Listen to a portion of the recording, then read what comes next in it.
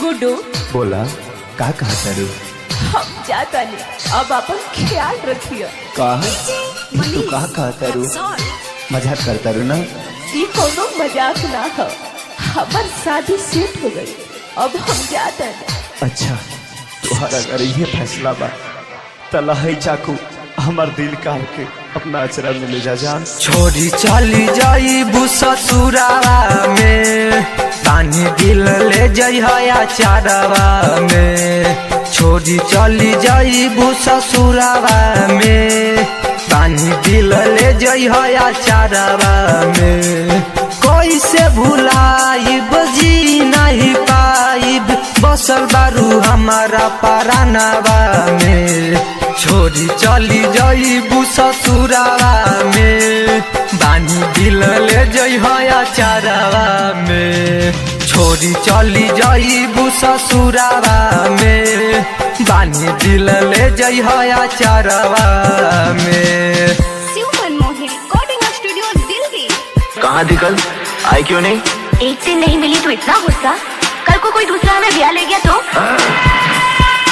काट के रख दूंगा उसे और खुद भी टुकड़े टुकड़े हो जाऊंगा, लेकिन तुझे अपने आप से अलग होने नहीं दूंगा। इतना प्यार करते हो हमसे? हाँ बहुत प्यार करता हूँ तुझसे। अगर मैंने कुछ पाया तो तुझे, तेरे प्यार को। तू समझ रही है ना? अगर तू नहीं मिली तो यहाँ बहुत दुखता है। शीशा जैसन दिल हमर तोरी चली जाइबू, प्रिया कसम तू तो नाही निभैलू। क्यों दुखता है? मैंने कहा छोड़ दो मुझे। शीशा जैसन दिल हमर तोरी चली जाइबू, प्रिया कसम तू तो नाही निभैलू। याद आई मिल रोज अन्हारावा में, बानी दिल ले जाई हया चारवा में। कोई से भुलाई जी नहीं पाई, बसल बारू हमारा परानवा में। छोरी जात बारू ससुरालावा में, बानी दिल ले जाई हया चारवा में।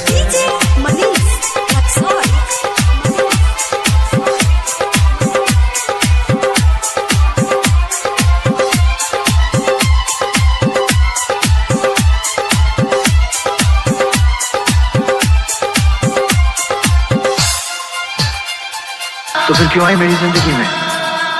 क्यों मुझे बदला? क्यों बनाया मुझे ऐसा? क्यों दिखाई मुझे वो खुशियां, वो प्यार, ताकि आज तुम मुझसे कह सको कि वो सब झूठ था? और सच ये है कि आज तुम किसी और की बनना चाहती हो। मैं तुम्हारे बगैर जिंदा नहीं रह सकता। हम किसी दूसरे की अमानत है। नहीं, तुम सिर्फ मेरी हो और किसी की नहीं हो सकती।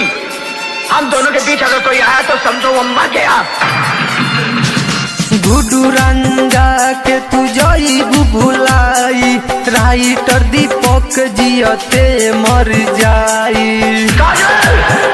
अगर इस चौखट पर बारात आई तो डोली की जगह उनकी अर्थियां उठेगी, और सबसे पहले अर्थी उसकी उठेगी जिसके सर पर सहरा होगा। लाशें बिछा दूंगा, लाशें। गुड्डू रंगा के तू जाइबू भुलाई, राइटर दीपक जियते मर जाई। पागल बारे बेअंत राहुल प्यारावा में, बांधी ले जा तू दिलिया चारावा में। कोई से भुलाइब जी नहीं पाइब, बसल बारू धीरज के परानवा में। छोड़ी जात बारू ससुरालावा में, बानी ले जा तू दिलिया चारावा में।